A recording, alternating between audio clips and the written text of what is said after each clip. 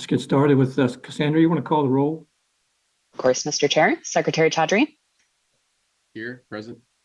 Mr. Derenberg is present. Vice Chair Eberhardt is present. Chuck Boyd as designee for Secretary Flora. Present.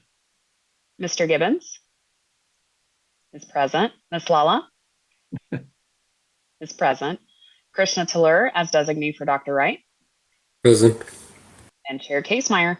Here. Thank you. You have a full house, Mr. Chair. That's great. Good to see you all. We have a pretty straightforward agenda today. Before we begin, I guess we want to send out our prayers and concerns to all the people of Florida that to withstand what they have done in the last few weeks, and I hope things go well or better. Alex, you want to give us your report? Yes, thank you, Mr. Chair. Good morning to you, Vice Chair Eberhardt, and members of the Commission. It's great to see you today. This month, my Executive Director's report is comprised of just 3 items, but I'll be brief so that we can move to our agenda. The first is to report that on September 30th, I provided the IAC's annual report on the statewide school construction needs to the Maryland Capital Debt Affordability Committee.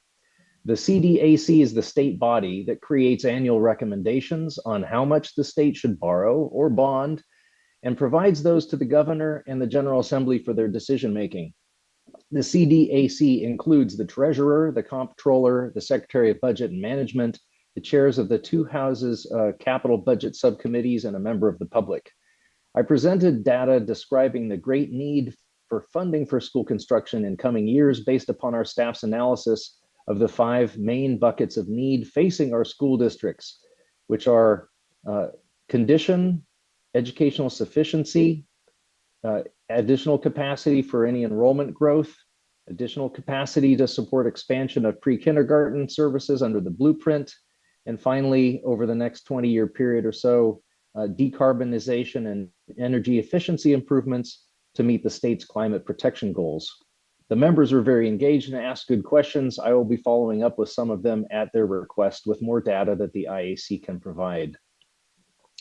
Second item is a brief update on the discussion with Worcester County around its school facilities portfolio.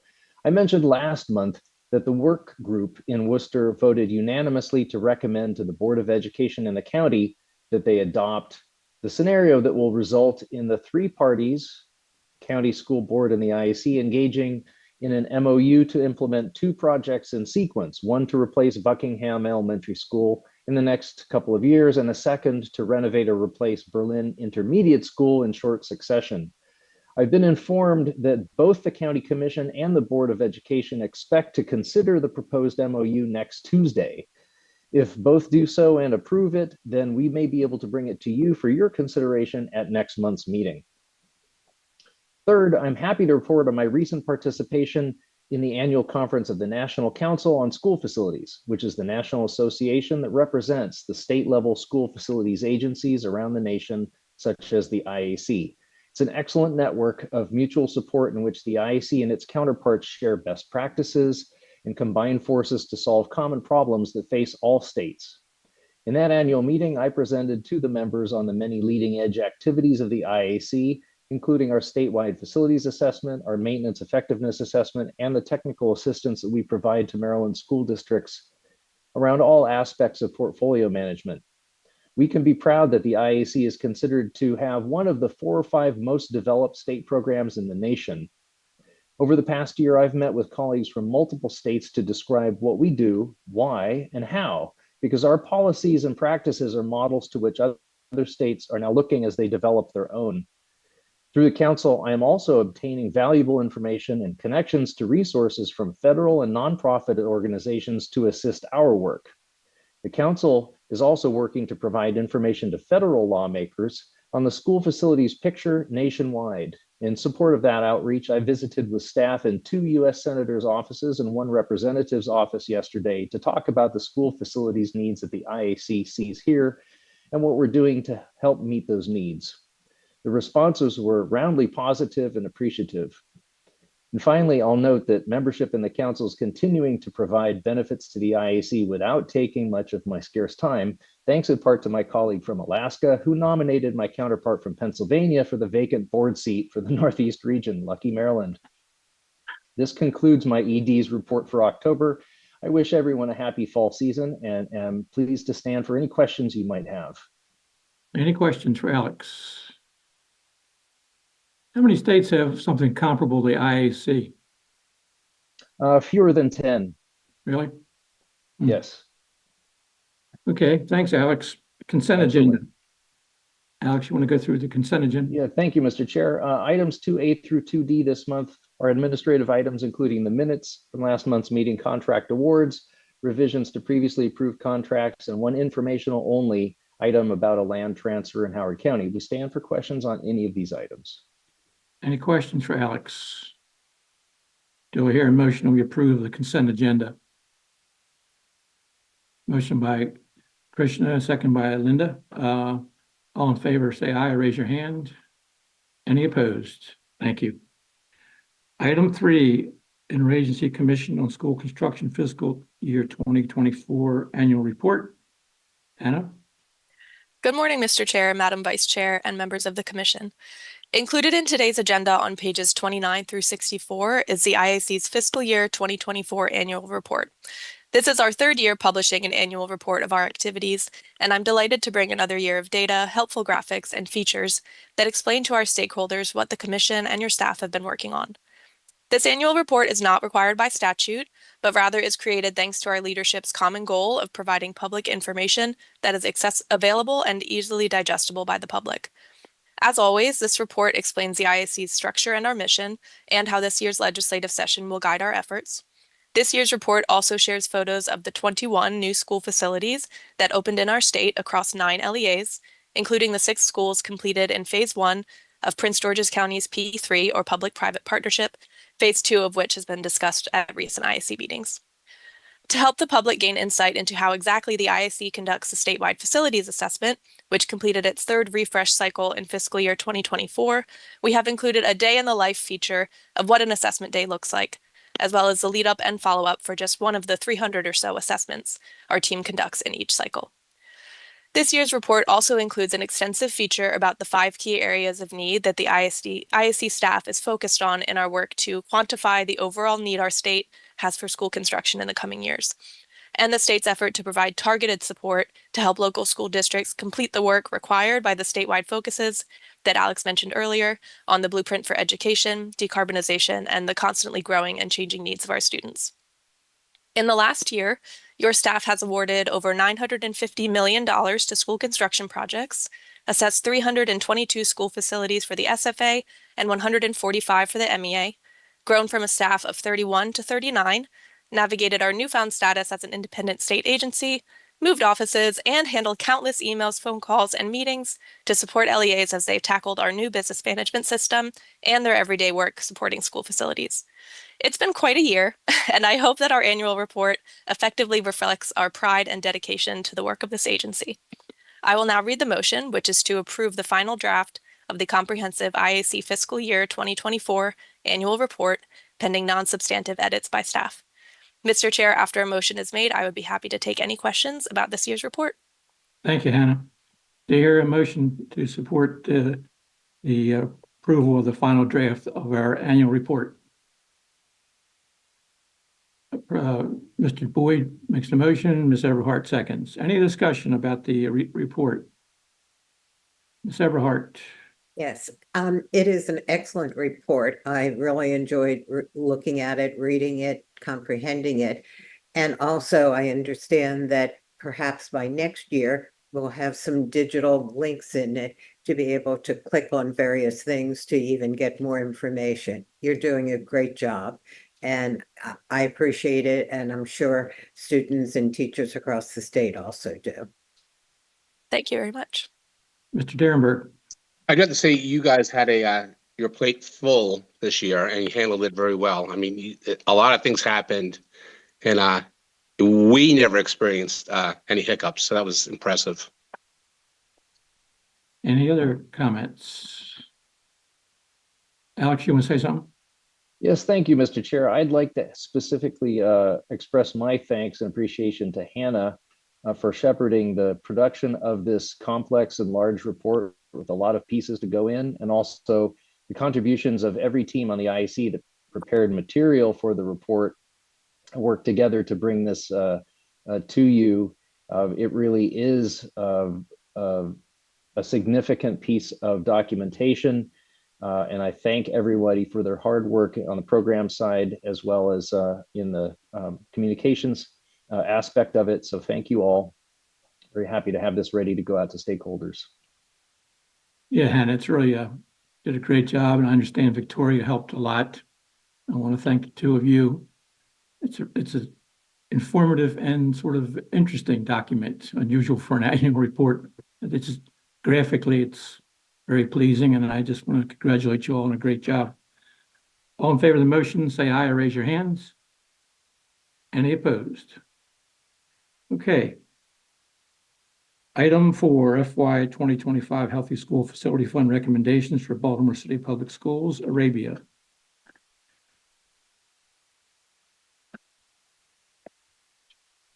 Arabia, something must be wrong with your audio. I don't know. Nope, not coming through yet. There you go. Maybe that's good. Nope. Well, Arabia, it might be the mute button on your headset because Zoom isn't muted.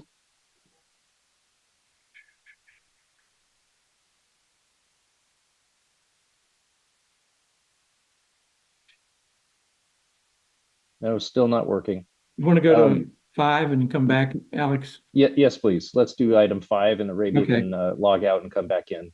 Okay. Item 5, gross area baseline variance, Carroll County Public Schools, Friendship Valley Elementary School, Pride Program Edition. Sean? Yes. Good morning, Mr. Chair, Madam Morning. Vice Chair, members of the Commission. On March 22nd, 2024, Carroll County Public Schools submitted a gross area baseline, GAB, variance request for an additional 7,960 gross square feet for the Friendship Valley Elementary School Addition project to incorporate the Regional Elementary School Alternative Education PRIDE program into the school. This project received design funding from the fiscal year 2025 capital improvement program. The pre-K kindergarten addition is estimated to be eligible for 5,724 square feet addition and a renovation of 857 square feet for a total estimated project eligibility of 6,584 square feet. The final eligible amount will be determined when the project receives its first construction funding award. If this GAB variance is approved, the estimated total project square footage is 14,544 square feet. Although the IAC updated gross area baselines in 2023, these updates did not consider alternative education because there is no standard model for program delivery. COMAR allows the IAC to adjust GAB square footage on a case-by-case basis. Each GAB variance analysis is specific to the school facility at issue, as well as specific factors identified as part of the IAC staff's review. This analysis and approval is not applicable to other projects. By approving this item, we will allow the PRIDE program to continue to be co-located within the Friendship Valley Elementary School. The program is currently providing portables on site. This co-location is critical to the program's success because it allows students to build the skills necessary to transition back to their home schools by providing an opportunity for them to participate in classes with their peers. IAC staff recommend the approval of the GAB variance for an additional 7,960 gross square feet for the project, which results in an estimated increase in the maximum state allocation of $2,664,000 based on the IAC's current funding factors. I will now read the motion, which is to approve the gross area baseline variance for an additional 7,960 gross square feet for the addition project at Carroll County's Friendship Valley Elementary School, PSC 06.038, which will house the Regional Elementary School Alternative Education Program. I will now stand for questions. Do I hear a motion to that effect? Mr. Secretary makes a motion, Mr. Boyd seconds. Any questions for Sean about this item? All in favor, say aye or raise your hands. Any opposed? Thank you. Alex, just let me know when Arabia might be ready. Okay, Arabia, I see you're logged in. Can we test your video and audio? We Yeah. have video, but no audio yet. Yeah, we'll come back. Yep, we'll do number 6. Let's go to 6. FY 2024 Healthy School Facility Fund Project Extension Request, Calvert County Public Schools, Windy Hill Middle School, chiller replacement. Lisa? Good morning, Mr. Chair, Madam Vice Chair, and members of the Commission. Last month, we brought to you the request from Calvert County Public Schools to extend 2 deadlines for their FY24 Healthy Schools Facility Fund Project, Windy Hill Middle School chiller replacement. As a reminder of the details of this request, based on the long lead time of the chiller and in order to properly test the equipment, CCPS requested to extend the deadline for the expenditure of funds from October 2025 to June 30th, 2026, and the deadline for the submission of reimbursement requests from May 1st, 2026 to July 31st, 2026. The members had a robust discussion about allowing additional time to allow the testing to occur over the warmer months of summer. I spoke to the LEA following the meeting, and they appreciate the Commission's consideration of a further extended deadline to allow this to happen. CCPS has revised their request to extend the expenditure deadline from October 2025 to September 30th, 2026, and the reimbursement deadline from May 1st, 2026 to October 31st, 2026. As a note of clarification from the discussion last meeting regarding commissioning, the state does not participate in the commissioning process, so that work can be completed by the LEA outside the time needed for the state funds to be expended and reimbursed. I will now read the revised motion, which is to approve Calvert County Public Schools' request to extend the FY 2024 Healthy School Facility Fund Windy Hill Middle School chiller replacement project deadlines for the substantial expenditure of funds to September 30th, 2026, and for the submission of reimbursement request to October 31st, 2026. Thank you, Lisa. Do I hear a motion to this effect? Mr. Boyd makes a motion, Mr. Gibbons seconds. Any questions for Lisa on this motion? On this issue? All in favor say aye or raise your hands. Any opposed? Okay. Alex, what do you want to do about number 7? Is Arabia okay, or somebody else going to do it? I can take it, Mr. Chair. Number 7? Okay. We can go back to number 4 if you want, and then Okay. hit number 7. Let's go back to number 4. FY 2025 Healthy School Facility Fund recommendations for Baltimore City Public Schools. So thank you, Mr. Chair. On July 11th, the IAC awarded $45 million through the FY 2025 Healthy School Facility Fund to 10 local education agencies in accordance with the statutory provisions.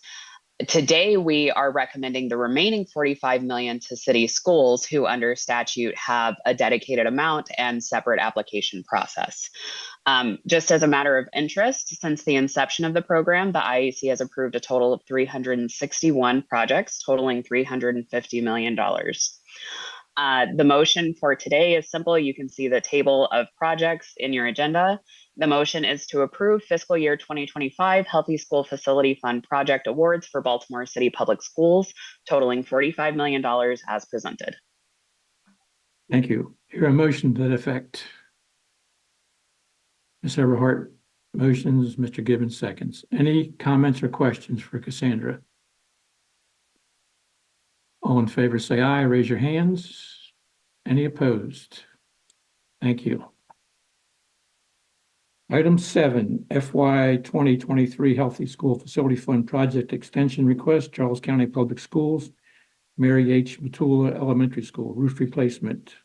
You can do that too, Cassandra? Okay. Yeah, Mr. Chair.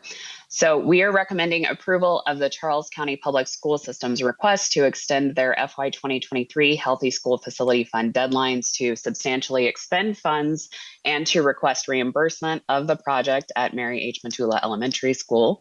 The design documents were not received until mid-June, which made summer construction not feasible for the project. The LEA's revised project schedule indicates that the bid opening will occur in late November with a request for contract approval at the IAC's December meeting, and construction will begin in May of 2025. The motion is to approve Charles County Public Schools' request to extend the FY23 Healthy School Facility Fund, Mary H. Matula Elementary School roof replacement project deadlines for the substantial expenditures of funds to October 1, 2025, and for the submission of reimbursement requests to December 1, 2025. Do I hear a motion to that effect? Mr. Secretary, and second by Mr. Gibbons. Any questions for Cassandra about this motion? All in favor, say aye or raise your hand.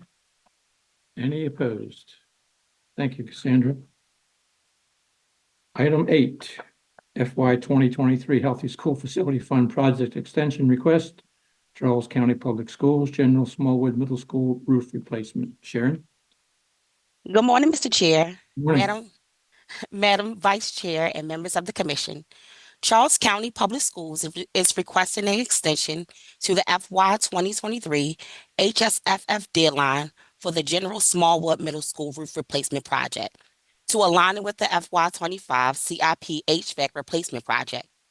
Both projects were designed and bid together, but due to separate funding sources, the roof work began in May 2024, while the HVAC funding was awarded in May 2024. This project will take 3 summers, 2024, 2025, and 26 to complete, with a target finish date of December 1st, 2026. IAC staff recommend approval of this request. I can now read the motion. Please. To approve Charles County Public Schools request to extend the FY 23 Healthy School Facility Fund General Smallwood Middle School roof replacement project deadlines for the substantial expenditures of funds to October 1st, 2026, and for the submission of reimbursement requests to December 1st, 2026. Thank you. Do I hear a motion to that effect? Mr. Tallur, and second by Mr. Derenberg. Any questions for Sharon about the motion? All in favor, say aye or raise your hand. Any opposed? Thank you. Item number 9, FY 2023 Healthy School Facility Fund Amendments, Wacomico County Public Schools. Sean? Good morning again. Morning. On September 13th, 2024, IAC staff received a request from Wacomico County Public Schools to amend the fiscal year 2025 Healthy School Facility Fund by reallocating a portion of the funding from the Pittsville Elementary Middle School roof replacement project to the Wacomico High School roof replacement project. This request will utilize the $2,347 remaining after the contracting the Pittsburgh Elementary Middle School roof project to provide additional state funding for the Wacomico High School roof project. I'll now read the motion, which is to amend 2 fiscal year 2023 Healthy School Facility Fund awards for Wacomico County Public Schools by reducing the reward for Pittsville Elementary Middle School roof replacement project by $2,347 and reallocating the funds to the Wacomico High School roof replacement project. Thank I'll you. now stand for questions. Do I hear a motion to that effect? Mr. Derenberg, and second by Ms. Everhart. Any questions for Sean about this motion? All in favor, say aye or raise your hand. Any opposed? Okay, we're taking care of all the roofs here. Item 10, Built to Learn funding request, Anne Arundel County Public Schools, Old Mill High School roof replacement. Arabia, are you okay? Or I'm just gonna be Arabia today, you're Mr. gonna Chair. finish it? Okay. The Build to Learn Act authorizes MSA to sell up to $2.2 billion in bonds for school construction projects. Currently, the IAC is working with an estimate of about $1.7 billion, which is what MSA has indicated to us that their funding will be able to support in debt service. Anne Arundel County Schools is requesting approval to use the last portion of their BTL funding to partially fund the Old Mill High School replacement project. The LEA plans to seek the balance of funding for this project through the capital improvement program that will be approved next May. The established maximum state allocation for the project is recommended to be about 97.5 million. The formula used to determine the new square footage for this project involved establishing eligible enrollments as well as meeting the requirement in Built to Learn, which allows a county that receives a minimum state share and that forward funds projects to be eligible to receive up to 150% of the IAC's gross area baseline. The motion, Mr. Chair, is to approve Anne Arundel County Public Schools' request for Built to Learn construction funding for the Old Mill High School replacement project totaling $46,793,000. And Mr. Chair, Lisa is the CPM for this project. She's available to answer any technical questions. Okay, thanks, Lisa. Would someone like to make the motion to that effect? Secretary Chaudhry, and second by Ms. Everhart. Questions about this project?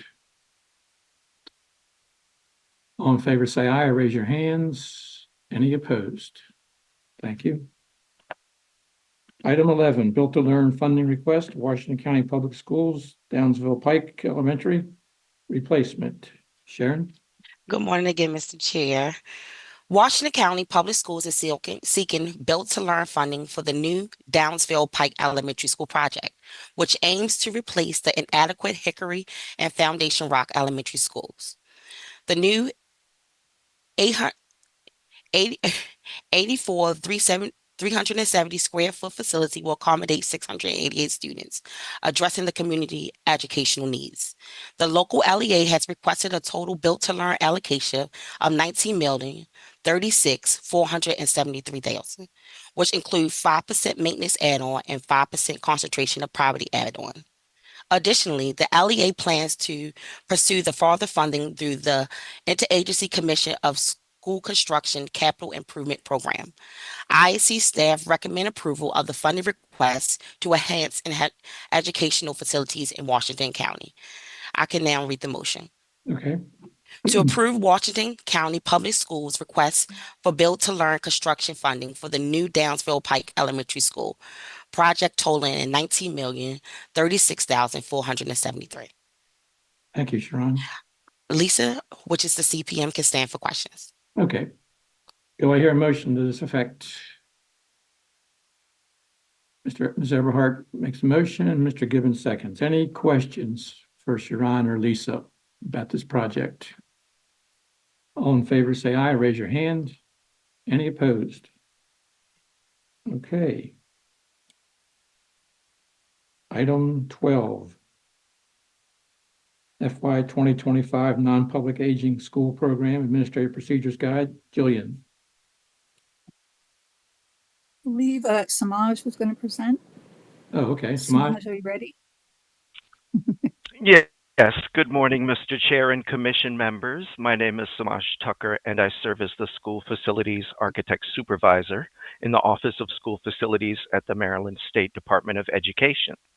Annually, the Administrative Procedures Guide for the Senator James E. Ed DeGrange Non-Public Aging School Program is updated to reflect any new changes in policy, as well as provide updated information about the program's current fiscal year, steps to apply for the program, and steps to requesting reimbursement.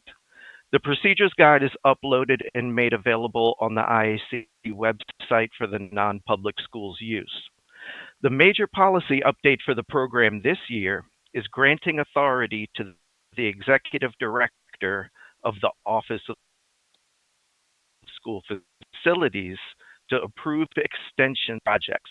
I will now read the motion, which is to approve the Administrative Procedures Guide, APG, for the Non-Public Aging Schools Program, NASP, for FY 2025. To authorize the Executive Director of the Maryland State Department of Education's Office of School Facilities to approve extensions for applicants and changes in the scope of approved projects, and to authorize IAC and MSDE OSF staff to make non-substantive changes as needed. Thank you. thank you, Samaj. Do I hear a motion to this effect? Senator Law makes a motion, Ms. Everhart seconds. Any questions to Samaj about this motion? All in favor, say aye or raise your hands. Any opposed? Okay. Alex, you just want to talk about, things we did a lot of roofs this morning, about how long they last, any new concepts in roof construction, or what Sure, the life sure. Thank you, Mr. expectancy Chair. is? Roofing material technology has been improving, steadily over the last decade, particularly with, polymer materials. And, roofs are always purchased with warranties. The standard roof types have been, hovering around 25-year warranty, 20 to 25 years. Obviously, when an LEA is doing a new building and wants to obtain the best, highest lifespan and the lowest total cost of ownership, they might go with standing seam metal roof, which does not have to be replaced as anywhere near as often as a standard typical roof would be. And so those are used in some places. But the key concern for right now facing the school districts is that so many buildings that were built 40, 50 years ago are coming to the end of their second roof cycle, are needing new roofs. The volume is significant. It is not something that can really be postponed very much. Some school districts are very good at roof maintenance and eking a few more years worth of life out of them through strategic minor repairs and patching. But the consequences of a roof leak are significant because it can quickly damage many building systems and cause problems for the teaching and learning environments inside. And so for that reason, we have been for some years really prioritizing roof replacement as a pivotal system in the building. And LEAs are going to continue to have significant capital loads on their budgets for timely roof replacements. It's not something that's going to slacken really or go away. We have to be prepared for that. And we are always working with each LEA to identify which roofs need to receive attention and projects in the coming years, and make sure that we're factoring that into the state share projections of cost for the coming years as well. Well, thank you. Appreciate it. Announcements. Anyone have anything they want to say? I hope you all did receive the notice that we are changing the date of the December meeting, right, Alex, to December 19th? Yes, thank you, Mr. Chair. Yeah. For reminding me, I intended to mention that in the executive director's report and missed that. We are shifting the December IAC meeting 1 week out from the 12th to the 19th because of a scheduling conflict, and also to allow our LEAs and IAC and interagency staff 1 more week to do the critical work preparing for the recommendations of the 75% CIP to you, the commission, on the 19th of December, and it will be a significant assist. So hope everyone is able to adjust a little bit in December for that. Look forward to seeing you next month. And obviously, staff and I are available for questions anytime you might have them. Please just reach out. I'm very happy to talk. Anyone have anything else they want to say or talk about? Do I hear a motion for adjournment? Mr. Secretary and Ms. Eberhardt seconds. All in favor that we adjourn, say aye, raise your hand. Okay, we'll see you in November. Take care of yourselves. Bye-bye.